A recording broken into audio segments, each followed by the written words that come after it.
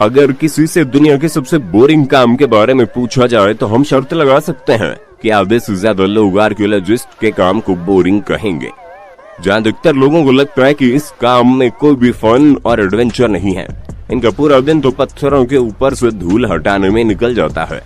पर भाई साहब जरा ठहर जाइए, क्योंकि आर्कियोलॉजिस्ट की जिंदगी केवल धूल मिट्टी हटाते हुए नहीं निकलती, बल्कि कई बार इनके साथ ऐसी नायाब चीजें लग जाती हैं जिन्हें देखने के बाद खुद आर्कियोलॉजिस्ट के होश उड़ जाते हैं।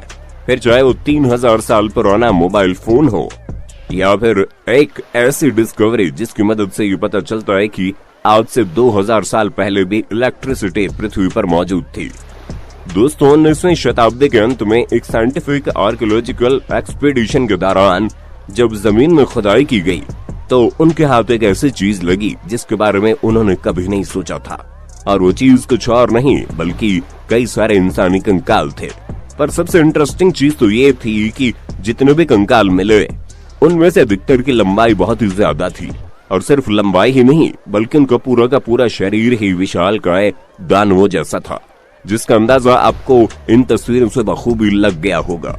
हालांकि ये फिर भी ठीक है, लेकिन रिसर्चर्स का दिमाग तब घूमा जब उनमें से कुछ के सिर पर हॉर्न यानी कि सींग बने हुए थे।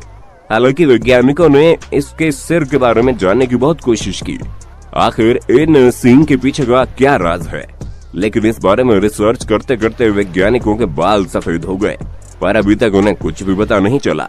दोस्तों, अगर हम दुनिया के सबसे पहले मोबाइल फोन की बात करें तो उसे 3 अप्रैल 1973 में इन्वेंट किया गया। पर अगर हम आपसे ये कहें कि आर्कियोलॉजिस्ट को 19वीं शताब्दी का नहीं बल्कि आज से करीब 2800 साल पुराना मोबाइल फोन मिला है, तो आप क्या कहेंगे? अब इस बात पर विश्वास करना थोड़ा मुश्किल है, पर दोस्तों हम मजाक नहीं कर रहे। असल में ऑस्ट्रेलिया के एक टाउन में जब खुदाई हो रही थी तभी अचानक से ये डिवाइस आर्कियोलॉजिस्ट के हाथ लगा, जो दिखने में बिल्कुल नोकिया मोबाइल फोन जैसा है। पर जब इस डिवाइस पर रिसर्च की गई तो ये पता चला आज से 2800 साल से भी पुराना है, और इसके आसपास जो सॉइल कंपोनेंट मिले उससे पता चला कि ये मोबाइल फोन मेसोपोटामिया का है, न कि ऑस्ट्रेलिया का।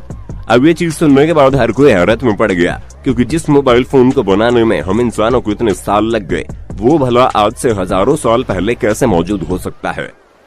दोस्तों, साल 1952 में एक डैनिश आर्कियोलॉजिस्ट ने बहुत ही मिस्टीरियस डिस्कवरी की। असल में दलदल के पास एक पुरुष की बॉडी मिली जो कि पृथ्वी पर करीब 200 BC के टाइम पर रहता होगा। अब आप खुद ही सोचिए, इतने सालों पुरानी बॉडी का अब तो कंकाल बन जाना चाहिए, लेकिन नहीं। आप साफ साफ देख सकते हैं कि कैसे दलदल की वजह से केवल चेहरे को छोड़कर ये बॉडी पूरी तरह से प्रिजर्व है, जहां इस शख्स के हाथों में आप नाखून से लेकर सिर पर मौजूद बालों तक सब कुछ देख सकते हैं। और दोस्तों, बॉडी के इसी प्रिजर्व स्टेट की वजह से इस शख्स की मृत्यु का कारण भी बताया जा सकता है। यहाँ तक कि ये भी पता लगाया जा सकता है कि इसने मरने से पहले क्या खाया था। और इस बॉडी के ऊपर हुई रिसर्च में पता चला है कि इसके शरीर में कई सारे घाव मौजूद हैं, जिनमें से कुछ बहुत ही गहरे हैं, जिससे इस बात की पूरी संभावना है कि इस शख्स की मौत का कारण इसके शरीर में मौजूद घाव हो सकते हैं। अब जरा आप इसे हैरान करने वाली डिस्कवरी के बारे में भी सुन लीजिए, जहां 1930 के दौरान कोस्टा रिका में जब स्टोन बॉल्स को डिस्कवर किया गया तो हर कोई सोच में पड़ गया। वैज्ञानिक तक इस बात को समझ नहीं पा रहे थे कि विशालकाय पत्थर आखिर बने तो बने कैसे।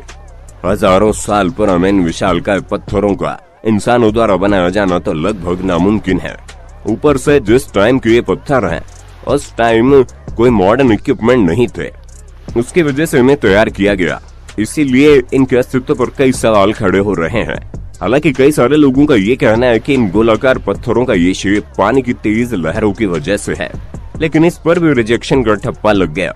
यही वजह है कि अब तक किसी को भी ये पता नहीं चल पाया कि आखिर ये बड़े आकार के पत्थर क्यों बनाए गए हैं और किसके द्वारा बनाए गए हैं। और कई सारे एक्सपर्ट्स का ये कहना है कि इन पत्थरों का इस्तेमाल आज से कई साल पहले ट्राइब्स की बाउंड्रीज सेट करने के लिए किया जाता था। वैसे दोस्तों, भले ही आपको इस तरह की नायाब चीजें न मिली हो, लेकिन सड़क पर गिरा सिक्का तो मिला ही होगा।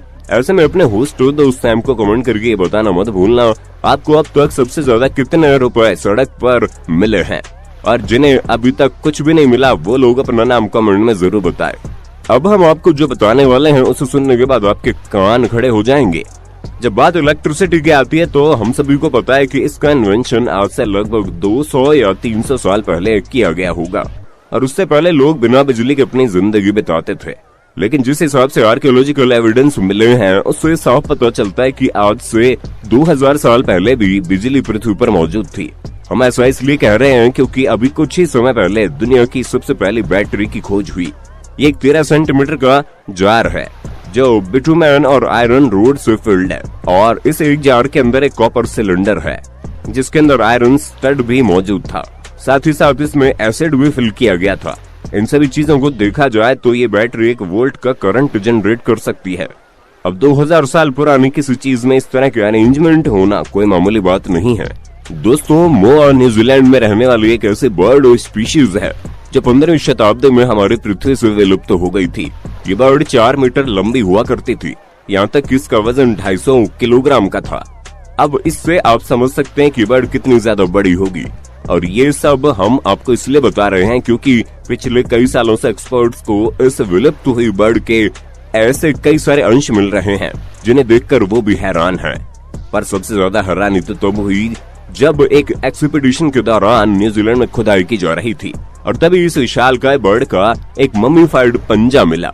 और ये पंजा इतना ज्यादा सटीक है कि इसे देखकर एक नजर तो इंसान धोखा खा जाएगा कि ये किसी बर्ड का पंजा है वो अभी मरी है।